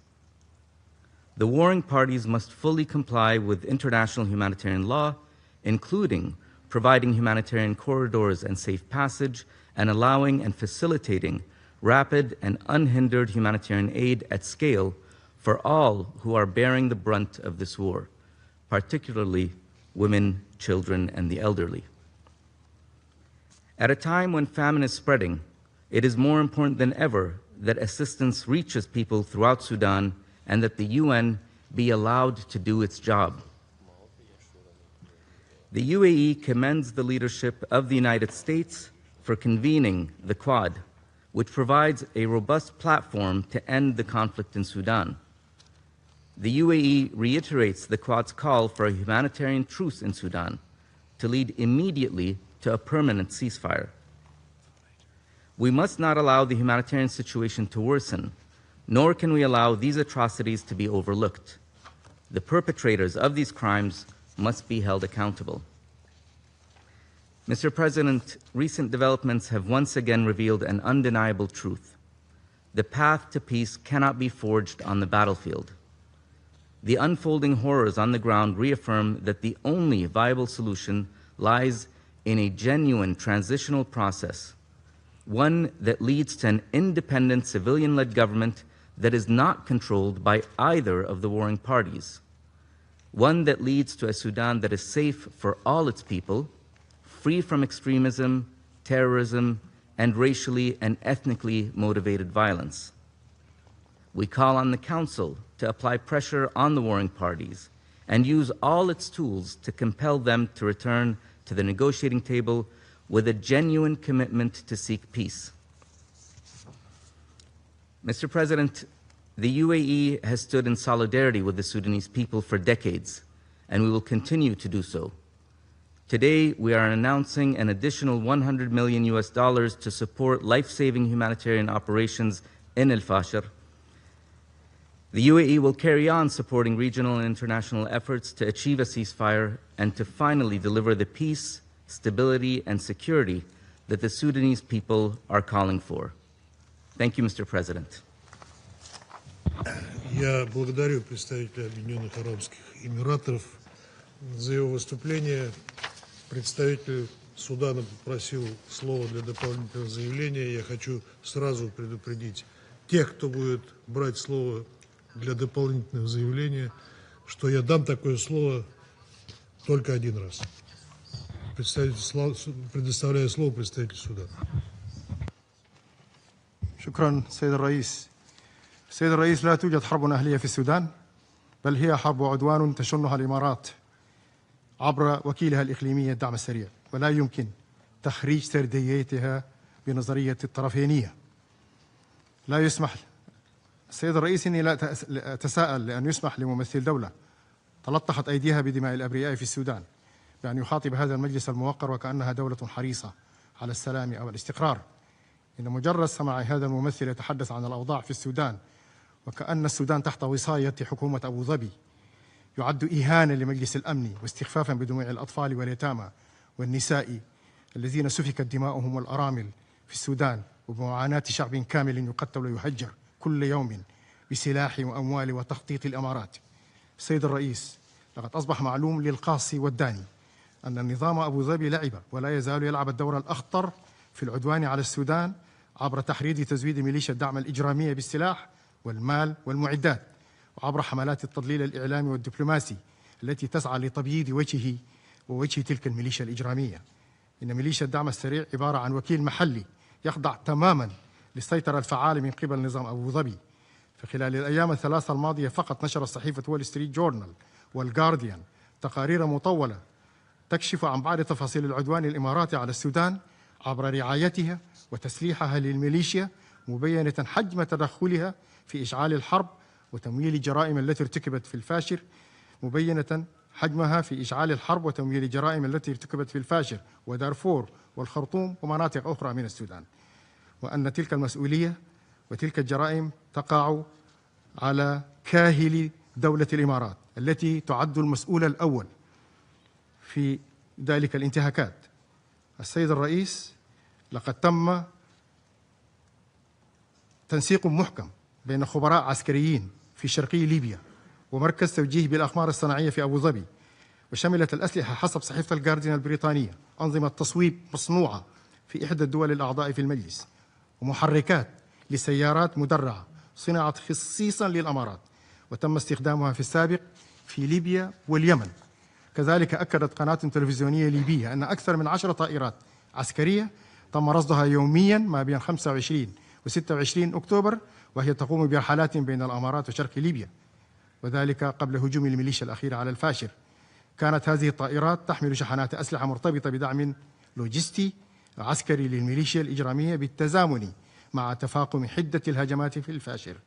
هذا يؤكد طبيعة وتوقيت تلك الرحلات، وسبق لنا أن أحطنا مجلسكم الموقر في 5 سبتمبر الماضي بجداول تلك الرحلات الجوية. يؤكد كذلك مختبر البحوث الإنسانية في كلية الصحة العامة بجامعة ييل الأمريكية من قبل فريق تحليل النزاعات من استمرار القتل الجماعي في الفاشر خلال الفترة من 26-28 من أكتوبر الحالي بالمستشفى السعودي مستعينة بصور الأقمار الصناعية. أكدت لجان شبابية بالفاشر أنه في 28 أكتوبر أجهز على جميع المرضى وأجنحة الدرجة الأولى والجامعة ومكتب وزارة الداخلية في الفاشر، وتم تصفيتهم بطرق فظيعة من قبل ميليشيا الدعم السريع، وتم اختطاف أطباء وممرضين وكوادر صحية. السيد الرئيس، ما تقوم به دولة الأمارات لا يمكن اعتباره سوى انتهاك صارخ لهذا الميثاق وميثاق الجامعة العربية ولقرارات هذا المجلس، خاصة تلك التي تحظر دعم الجماعات المسلحة الإرهابية والخارج عن القانون. فكيف يعقل أن تتحدث دولة عن السلام في هذه القاعة بينما هي تملأ فضاء السودان بالطائرات والذخيرة وترسلها إلى من يقتلون النساء والأطفال ويغتصبون الفتيات وينهبون المدن وتمنيهم بحكم السودان الذي شاركت قواته المسلحة، وتعمل على فصل إقليم كامل ليقع تحت سيطرتها وهيمنتها لتعلن دولة منفصلة لتنهب ثرواته وذهبه. في دعم السيد الرئيس، إن القوات المسلحة التي يستهزئ بها البعض شاركت في دعم الحلفاء وبريطانيا في معارك في أريتريا وإثيوبيا وشمال أفريقيا في العالمين خلال الحرب العالمية الثانية وكذلك خلال الحرب العالمية الأولى. فهل يستبدل هذا الكيان أن يحل محله ميليشيات همجية وصفتموها أنتم هذا المساء؟ إن السودان الذي وقف إلى جانب الشعب الأماراتي منذ تأسيس دولته لن ينسى أن تلك الدولة كانت في طليعة من تنكروا لهذا الإحسان وتآمروا على وحدة السودان واستقراره ونكصوا على مبادئ الإخاء ومقابلة الإحسان بالإحسان. ستظل الإمارات في ذاكرة شعبنا رمزاً للخيانة السياسية والانحراف الأخلاقي ومصمة عار لا تمحوها كل مساحيق التجميل ولا حملات العلاقات العامة. ختاماً السيد الرئيس، إن ممثل الأمارات مكانه ليس تحت هذه القبة في صفوف الميليشيا الإجرامية التي مولتها بلاده وترتكب الجرائم ضد المدنيين. إن شعب السودان رغم كل الجراح سيبقى صامداً متمسكاً بسيادته ووحدته، رافضاً كل أشكال التدخل الإماراتي ومن والاه التي تسعى لفرض أجندات استعمارية بثوب جديد، ولن يفلح أي مال أو سلاح أو تواطؤ سياسي في كسر إرادة هذا الشعب العظيم الذي واجه عبر تاريخه الاستعمار والظلم والطغيان وانتصر عليهم أجمعين. وأمام الغزو الإماراتي تدور الدوائر، فإنه لا سبيل أمامه سوى شعار المجد للبندقية. شكرا سيد الرئيس. Я благодарю представителя Судана за его дополнительные заявления. Сейчас предоставляю слово представителю Объединенных Арабских Эмиратов для дополнительных заявлений. Mr. President, it is an absurdity that one of the warring parties can carry on politicizing this forum by disseminating false and baseless allegations. This is a party that is directly responsible for the devastation of its own country. A party that has a record of obstructing peace efforts and refusing to agree to an immediate ceasefire. A party that has systematically expelled UN officials in a pattern of intimidation and interference in the UN's life-saving work. This week, it declared 2 senior World Food Program officials persona non grata, as famine continues to spread. Last year, the SAF expelled the Deputy Humanitarian Coordinator, and the year before that, they expelled the head of the UN mission in Sudan. The SAF has walked away from the humanitarian truce despite intensive US and Quad efforts and unequivocal UAE support. The current escalation could have been avoided. Mr. President, its time for polite fictions and diplomatic niceties has passed. In October 2021, the Sudanese armed forces seized power in a coup with their partner at the time, the Rapid Support Forces. They dismantled a fragile democratic transition and betrayed the hopes of an entire nation. Since then, the SAF has sabotaged every credible peace effort. Its intransigence has led to the catastrophe that we are witnessing today. Since April 23, the SAF has followed the same script, bombing homes, schools, hospitals, and markets, and turning hunger into a weapon of war. The SAF punished its own people with terror, with fire, and according to credible reports, with chemical weapons. The SAF has resurrected the same extremism it once unleashed on Darfur. It derailed and dismissed every peace effort. And only a few days ago in Washington, it rejected a proposal for a nationwide ceasefire before discussions even begun. Each time negotiations faltered, the SAF answered with more bombs. Each time diplomacy offered a door, the SAF slammed it shut. The SAF's maximalism, its military-first doctrine, has gained it nothing, only a Sudan in ruins and its people left to starve. And as the horrors in Al-Fasher unfold, the SAF's representatives, in breathtaking cynicism, denounce the consequences of its own war, as if it were not the architect of Sudan's misery. Mr. President, when the SAF walked away from last week's attempt to reach a humanitarian ceasefire, it did so in full knowledge of what would follow. It knew the price would be paid in Sudanese lives. It knew Al-Fasher would burn. It did not care. Let us not forget that this is the same command that waged war on Darfur 20 years ago, the very same command that shelters men indicted for genocide, and that now claims to defend and to mourn the civilians it once sought to destroy. This is truly obscene. For more than 2 years, my country, the United Arab Emirates, regardless of the lies repeated here, has been clear. Both the SAF and the RSF has disqualified themselves from shaping Sudan's future. It is time the international community accepted that truth. No speech delivered in this hall by a representative of one of the warring factions can disguise who they are or what they are. The world must speak with Sudan's civilians, not their tormentors. Thank you, Mr. President. Я благодарю представителя Объединенных Арабских Эмиратов за его дополнительные заявления. Список ораторов исчерпан. Сейчас я приглашаю членов Совета продолжить обсуждение этого вопроса в рамках неофициальной консультации. Заседание объявляется закрытым.